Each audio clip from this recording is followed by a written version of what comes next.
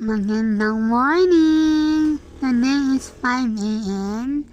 and then April 7, 2025.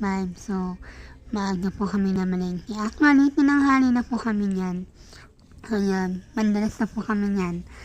Hindi na kami nakaligo, hilamos at pag-brush na lang ang aming nagawa. Para po maaga kami makabalik at magluluto pa si Habi na aming mga pamimilhin today. So, ayan. So, ayun nga po, namimili na po si Habi. Si Habi po yung pumipili ng mga bibili ng mga lulutuin niya today. So, kanina po, nasa taas po kami sa gulayan section. So, bababa naman po kami. Pupunta naman po kami sa wet. Yan, sa wet section. Yung tinda po ng mga karni, ng mga isda, ayan, kaya po tinawag na wet section kasi nga po basa. Ano pa nga ba? So, ayan po, bumibili po si Habi ng chicken.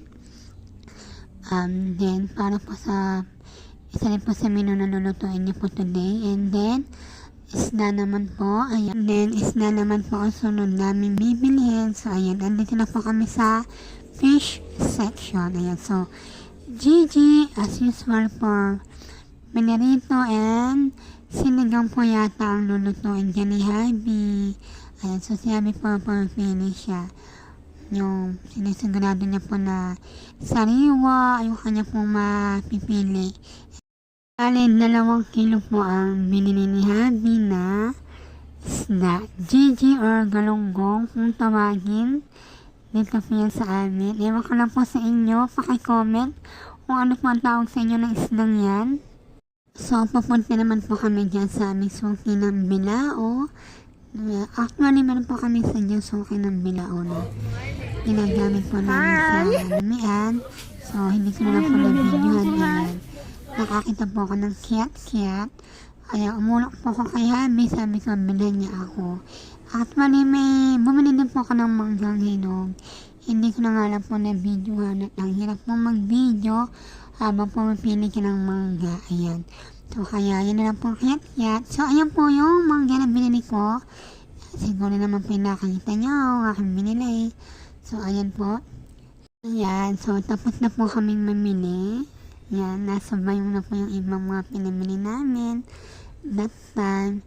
So, pakit na po kami sa parking area. Kung saan po kami nakapark. So, binigyan lang po sa akin ni Habi yung sukle. Mga binili po kanina. So, ayan. Nandito na po kami sa parking. Pahanapin lang po namin yung kung saan po kami nag-park.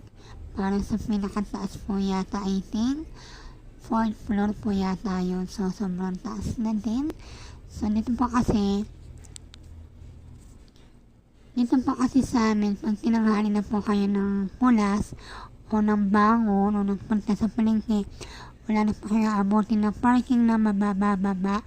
Kaya medyo taas na po yung nakuha namin since tinanghali na nga po kami.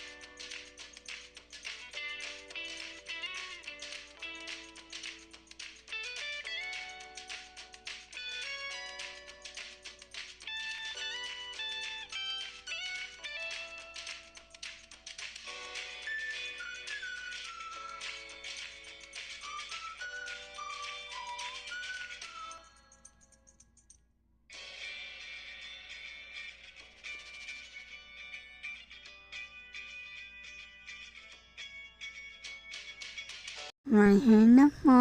So, yan po aming masisipag na mga angels. So, yun lang po. Salamat po sa panonood. Bye!